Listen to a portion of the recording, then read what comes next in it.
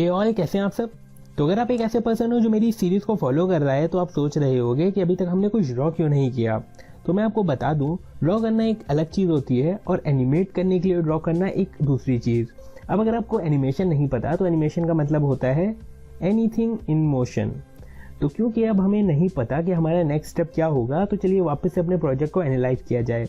तो पहली बार में एनालाइज करके हमने अपने प्रोजेक्ट के डायग्राम को बनाया था, पर इस बार क्योंकि हम थोड़ा कोड भी लिख चुके हैं तो हम लोग इसकी वर्किंग को एनालाइज करेंगे।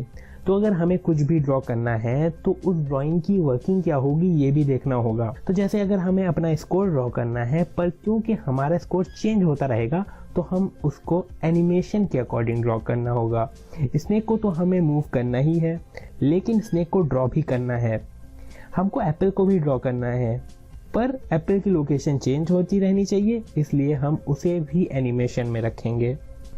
और गेम के बॉर्डर को भी ड्रॉ करना होगा, पर हम अपने बॉर्डर को भी एनिमेशन में ही रखेंगे, क्योंकि भले हमारा बॉर्डर स्टिल रहे पर उसके लिए हम अलग से मेहनत नहीं करने वाले।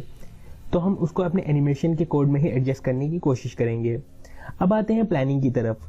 तो एनिमेशन करने के लिए जो लॉजिक होता है वो है ड्रॉ करना, फिर उसको क्लियर करना और अपडेशन के साथ दोबारा ड्रॉ करना। मतलब कि इसकी एल्गोरिथम है क्लियर करना, फिर अपडेटेड डेटा को शो करना और कुछ टाइम बाद इन दोनों स्टेप को रिपीट करना। ये काम करने के लिए हम सेट इंटरवल मेथड यूज़ कर सकते हैं।